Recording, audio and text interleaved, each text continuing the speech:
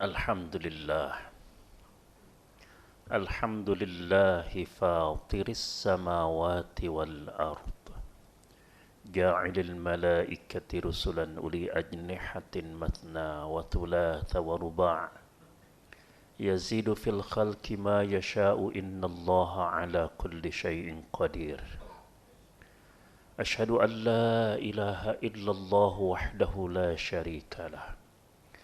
وأشهد أن سيدنا محمدا عبده ورسوله الذي لا نبي بعده اللهم صل وسلم وبارك على سيدنا محمد وعلى آل سيدنا محمد كما صليت على آل إبراهيم في العالمين إنك حميد مجيد عباد الله أوصيكم ونفسي بتقوى الله فقد فاز المتقون. Hadirin jamaah Jumat rahimakumullah. Kita panjatkan puji dan syukur kita kepada Allah atas segala nikmat yang dianugerahkan Allah kepada kita semuanya. Hari ini kita berada di tanggal 8 bulan Agustus. Kita bersyukur atas nikmat yang Allah anugerahkan kepada kita dalam bentuk kemerdekaan negeri kita. Betapa jauh jarak antara kita dengan kondisi yang sekarang sedang dihadapi oleh saudara-saudara kita seperti di Palestina. Ini menunjukkan bahwa kemerdekaan itu adalah anugerah yang sangat besar yang Allah Subhanahu wa Ta'ala telah berikan kepada kita dan kita wajib untuk mensyukurinya. Karena itu kebahagiaan dan kesyukuran kita bukan hanya menunjukkan tentang rasa cinta kita pada negeri ini, tetapi ia adalah kewajiban di dalam agama kita.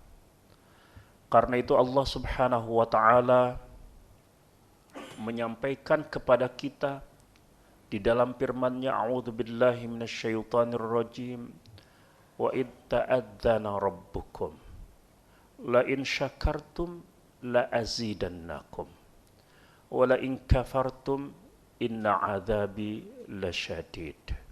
Dan ingatlah ketika Allah Subhanahu wa Ta'ala umumkan keputusannya, jika kamu bersyukur atas nikmat-nikmat yang telah aku anugerahkan, niscaya akan aku tambahkan untukmu. Tetapi jika kamu kufur atas nikmat-nikmat itu, maka tentu azabku betapa pedih. Hadirin rahimakumullah, Ibnu Qayyim menyebutkan bahwa syukur itu ada 3. Syukur dengan lisan ketika kita memuji kepada Allah atas anugerah yang diberikan kepada kita itu. Yang kedua adalah syukur dengan hati ketika kita merasa bergembira atas pemberiannya itu. Dan yang ketiga adalah syukur dengan anggota badan kita, dengan melakukan apa yang diridhoi dan dikehendaki oleh pemberinya. Imam Al-Ghazali di dalam Ihya Ulumuddin menyebutkan tidak disebut syukur kalau kita tidak mempergunakan anugerah itu sesuai dengan keinginan Dia yang memberikannya. Semua kita sepakat bahwa nikmat ini berasal dari Allah, dan tidak mungkin Allah meridhoi hal-hal yang bertentangan dengan apa yang menjadi kehendaknya. Apa yang dikehendaki oleh Allah dari kita ibadah. Karena wa ma khalaqtul jinna wal insa illa liya'budun. Tidaklah aku ciptakan jin dan manusia kecuali semata-mata agar mereka beribadah kepadaku. Karena itu, maka kesyukuran kita atas nikmat Allah ini harus kita ungkapkan dengan berbagai cara yang membuat Dia Allah itu ridho kepada kita. Ibnu Taimiyah mengatakan yang disebut dengan ibadah itu adalah perkataan dan perbuatan yang diridhoi dan dicintai Allah. Bisa yang terlihat seperti yang dilakukan atau diungkapkan oleh anggota tubuh kita, bisa tidak terlihat ketika yang melakukan dan mengucapkannya adalah hati kita. Karena itu maka ibadah itu merupakan aktivitas mental dan fisik secara bersama-sama berkaitan dengan keharusan kita untuk menjalankan apa yang menjadi titah Allah, untuk menjauhi apa yang dilarang oleh Allah Subhanahu wa taala dari kita. Karena itu i'malu ala Daud syukra. Berbuatlah wahai keluarga Daud syukur. Perintahnya itu berbuatlah i'malu. Artinya bukan hanya sekedar kita berucap dengan ucapan yang menggambarkan tentang pujian kita kepada pemberinya, tetapi benar-benar ia harus menjelma di dalam perilaku keseharian kita. Karena itu maka hadirin rahimakumullah, kesyukuran ini harus kita bentuk, harus kita wujudkan dengan cara apa? Dengan cara melakukan yang terbaik untuk diri, untuk keluarga, untuk masyarakat, dan untuk bangsa ini. Karena itu merupakan lawan dari kesyukuran.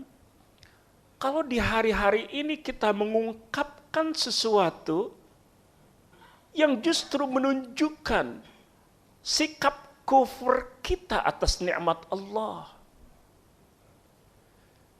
Karena itu maka kemerdekaan, kebebasan ini harus kita ungkapkan dan kita rawat. Sebab innallaha la yughayyiru ma biqaumin hatta yughayyiru ma bi anfusihim. Allah tidak akan merubah nasib suatu kaum sampai mereka sendiri yang merubah nasibnya. Bukankah nasib itu Allah yang menentukan? Ya. Tetapi Allah Subhanahu wa taala lebih banyak melakukan respon atas sikap mental kita. Karena itu Syekh Muhammad Al-Ghazali pernah menyebutkan hayatuka min sun'i afkarik. Hidup engkau itu adalah ciptaan dari pikiranmu sendiri. Dalam arti bahwa Allah Subhanahu wa taala memang sejak sedia kala menetapkan takdirnya. Ia berlaku untuk kita, diri kita, berlaku untuk masyarakat kita.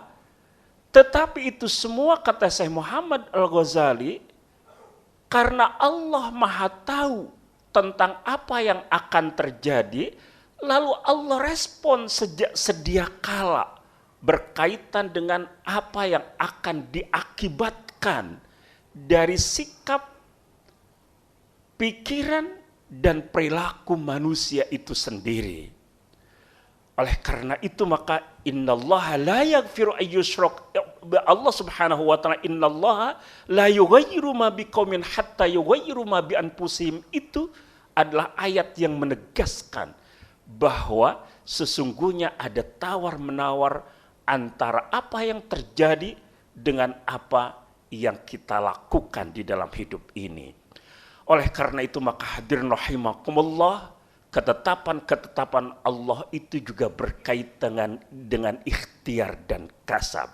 Jangan sampai kemudian kebaikan-kebaikan yang terjadi di negeri ini lalu kemudian kita sendiri yang berubahnya menuju ke arah yang lebih buruk. Na'udzubillah. Hadirin rahimakumullah. Ibnu Khaldun di dalam muqaddimahnya mencatat bahwa banyak persoalan yang bisa berakibat buruk dalam kehidupan kolektif umat manusia. Kita mengenal satu kitab yang disebut dengan Muqaddimah Ibnu Khaldun. Sebenarnya muqaddimah itu benar-benar merupakan muqaddimah, tetapi satu buku yang cukup tebal untuk pendahuluan dari kitab yang dia sebut dengan Al-Ibar wa Diwanul Mubtada wal Khabar fi Ayyamil Arab wal Ajam wal Barbar wa Dawis Sultan Al-Akbar. Jadi ini adalah kitab sejarah yang dia catat perjalanan hidup bangsa Arab, Ajam, non-Arab, dan Barbar berkaitan dengan apa yang terjadi sepanjang sejarah yang bisa dicatat sampai hari di mana Ibnu Khaldun itu menuliskan kitabnya. Beliau mengatakan bahwa kebangunan suatu bangsa itu lebih banyak digantungkan pada kondisi internal mereka sendiri dibandingkan dengan ancaman yang datang dari luar. Karena itu, bangsa-bangsa itu akan tetap utuh sebagai bangsa yang bermartabat itu jika mereka tetap merawat keadaban di tengah-tengah kehidupan mereka sendiri. Jika mereka melakukan hal-hal yang bisa meruntuhkannya, maka sesungguhnya mereka sendiri yang telah berupaya untuk meruntuhkannya. Apa itu? Yang pertama adalah kezaliman. Kenapa kezaliman? Karena Allah berfirman, "Watilkal qura ahlaknahum lamma dhalamu." Negeri-negeri itu kami hancurkan ketika mereka berbuat zalim. Karena itu hukum sejarahnya kata Ibnu Khaldun bahwa adzulmu mu'dzinun lil kharab. Kezaliman itu apapun bentuknya ini akan mengarahkan pada terjadinya kehancuran. Karena itu harus menjadi kesadaran bersama. Jangan sampai ada kezaliman, apalagi jika ia melembaga di dalam kehidupan di tengah-tengah kita. Yang kedua adalah kerusakan. Dan kerusakan itu di dalam Al-Quran disebutkan umumnya datang justru dari kelas menengah atas yang memiliki kemampuan secara finansial, memiliki kemampuan untuk melakukan tindak-tindak kerusakan itu. Karena itu wa idza aradna an nuhlika qaryatan amarna mutrafiha. Jika kami ingin menghancurkan suatu negeri, kami perintahkan orang-orang elit yang kaya di antara mereka, fapasaku fiha, lalu mereka melakukan kerusakan secara moral. Fahaqqa alaihil qaul, maka ketika itu mereka berhak mendapatkan ancaman. Fahaqqa alaihil qaulu pada marnaha tadmiro, maka kami hancurkan sehancur-hancurnya. Itulah sebabnya sebuah syair mengatakan, innamal umamul akhlaqu ma baqiyat wa in humu dhahabat akhlaquhum dhahabu. Bangsa-bangsa itu akan tetap eksis selama mereka menjaga moralitasnya. Tapi jika mereka kehilangan moralnya, maka ketika itu mereka akan hancur lebur. Na'udzubillah. Karena itu maka jaga akhlak di dalam diri kita, jaga akhlak di dalam keluarga kita, jaga akhlak di dalam kehidupan masyarakat kita. Ia adalah modal keadaban dan keberadaban kita semuanya. Yang ketiga, hadirin rahimakumullah, adalah ketika benar-benar akhlak itu hilang. Kehilangan akhlak itu bukan hanya akan menghancurkan tatanan yang sudah melembaga, tetapi justru bahkan ia ancaman terhadap keberadaan hidup manusia itu sendiri. Kenapa? Secara demografis banyak negara yang menyusut dan terancam kepunahan. Tidak lain itu semua adalah karena hilangnya akhlak di dalam kehidupan mereka. Orang sering berdalih, apa hubungan antara akhlak dengan kedikdayaan? Bukankah negara-negara yang kaya dan maju, mereka umumnya adalah orang-orang yang memiliki akhlak secara pribadi, merupakan akhlak yang tercela. Hadirin rahimakumullah, sesungguhnya akhlak tercela itu adalah ancaman bagi kehidupan kolektif umat manusia. Innama tunsuruna wa turzaquna bidu'afaikum. Dalam sebuah hadis Rasulullah bahkan menyebutkan bahwa kamu itu mendapatkan pertolongan dari Allah. Lalu kalian itu diberikan rizki oleh Allah. Itu karena orang-orang lemah di antara kalian. Ketika orang-orang yang tidak berdaya itu mendapatkan pengayoman, mereka akan memanjatkan doa-doanya kepada Allah. Dan doa-doa mereka itu tidak ada hijab di antara mereka dengan Allah. Lalu kebaikan-kebaikan di tengah kehidupan masyarakat itu kemudian terjadi. Yang terakhir hadirin rahimakumullah, bahwa ketika kita alhamdulillah mendapatkan nikmat yang begitu besar, kemerdekaan di negeri ini, ingat akan saudara-saudara kita di Palestina. Innamal mu'minuna ikhwatun. Orang-orang mukmin itu benar-benar merupakan saudara. Mereka adalah saudara kita, meskipun kita tidak mengenali mereka. Antara kita dengan mereka diikat oleh ikatan emosi dan ikatan agama kita. Kiblat pertama kita itu bukan Ka'bah, tetapi Baitul Maqdis. Rasulullah Shallallahu Alaihi Wasallam di Madinah itu sholatnya membelakangi Ka'bah. Meskipun ketika Rasul berada di Mekah, kiblat Rasul adalah Ka'bah dan Baitul Maqdis secara bersamaan. Sholat dari arah menghadap ke Baitullah, tetapi pada waktu yang bersamaan juga menghadap ke Baitul Maqdis. Tetapi ketika Rasul hijrah, Mekah itu dengan Baitul Maqdis arah berlawanan.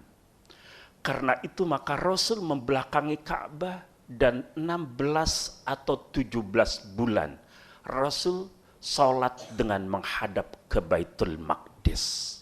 Baitul Maqdis itu ada di Palestina sekarang. Karena itu ikatan antara kita dengan mereka adalah ikatan agama. Karena itu maka jangan lupakan nasib mereka. Sertakan mereka di dalam doa-doa dan sujud-sujud kita. Sertakan mereka di dalam kepedulian kita. Dunia sekarang sedang bergerak memberikan bantuan dan pertolongannya, empati dan simpatinya terhadap saudara-saudara kita. Jangan sampai kemudian kita yang sesungguhnya merupakan saudara mereka justru melupakannya. Mudah-mudahan Allah Subhanahu wa Ta'ala segera bebaskan mereka dari belenggu penjajahan dan mereka mendapatkan nikmat kemerdekaan sebagaimana kemerdekaan itu telah Allah anugerahkan kepada kita semuanya. Barakallahu li wa lakum.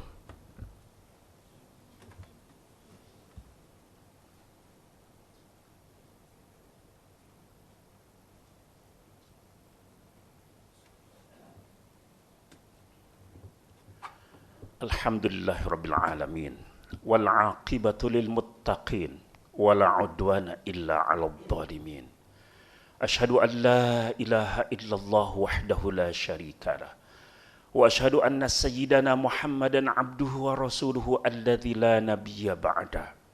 Allahumma salli wa sallim wa barik ala sayyidina Muhammad wa ala ali sayyidina Muhammad kama sallaita ala ali Ibrahim fil alamina innaka Hamidum Majid.